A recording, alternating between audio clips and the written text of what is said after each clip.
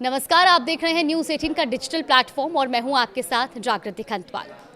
पाकिस्तान में प्रस्तावित युद्ध विराम समझौते के लिए ईरान के साथ दूसरे चरण की बातचीत से ठीक पहले अमेरिका ने एक बड़ी चेतावनी जारी की है। ये चेतावनी सिर्फ एक कूटनीतिक बयान नहीं बल्कि वैश्विक व्यापार और सुरक्षा के लिहाज से भी बेहद अहम संकेत है। अमेरिका ने साफ कहा कि ईरान के साथ बढ़ते तनाव के बीच होर्मुज स्ट्रेट से गुजरने वाले जहाजों पर अब भी बड़ा खतरा बना हुआ है। हालांकि सीमित स्तर पर जहाजों की आवाजाही जारी है, लेकिन हालात सामान्य नहीं है। अमेरिकी रक्षा विभाग पेंटागन के secretary of war Pete Hegseth ने इस स्थिति को और स्पष्ट किया।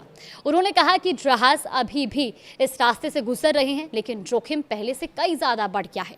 उनके शब्दों में यातायात हो रहा है, लेकिन ये उतना ही नहीं है जितना लोग चाहते हैं और इससे पहले से ज्यादा खतरा भी है। अब सवाल है कि ये खतरा आखिर क्यों बढ़ा। अमेरिका का सीधा आरोप है कि इसके पीछे ईरान की गतिविधियां हैं और खास तौर पर तेज रफ्तार वाली छोटी नाव का इस्तेमाल और व्यापारिक जहाजों को धमकाने की घटनाएं। हेगसेथ ने कहा कि ये जहाज सिर्फ कमर्शियल हैं, लेकिन फिर भी उन्हें निशाना बनाया जा रहा है। इतना ही नहीं, अमेरिका ने ये भी संकेत दिया कि अगर हालात और बिगड़ते हैं तो वो सख्त कार्रवाई से पीछे नहीं हटेगा। खासकर समुद्र में नौसैनिक बारूदी सुरंगें यानी माइंस बिछाने की किसी भी कोशिश को लेकर अमेरिका बेहद सख्त है। हेगसेथ ने यह भी साफ शब्दों में कहा कि अगर ईरान पानी में माइंस बिछाता है तो अमेरिका बिना हिचकिचाहट के उन्हें नष्ट कर देगा।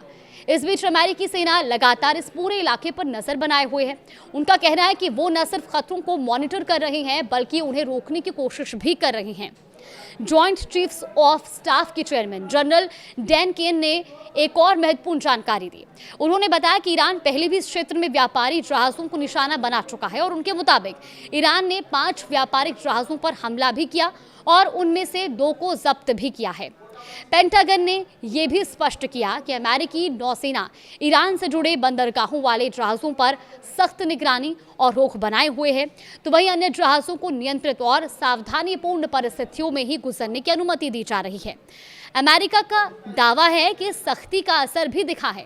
उनके अनुसार इस कार्रवाई के बाद आगे हमलों की कोशिशें में कमी आई है और साथ ही एक स्पष्ट संदेश भी दिया गया कि ये कोई प्रतीकात्मक या दिखावटी कदम नहीं बल्कि एक गंभीर और प्रभावी रणनीति है।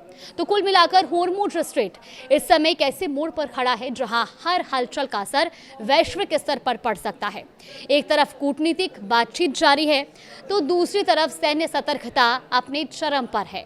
आने वाले दिनों में ये देखना बेहद अहम होगा कि क्या बातचीत से तनाव कम होता है या फिर ये रणनीतिक समुद्री रास्ता और बड़े टकराव का मैदान बनता है।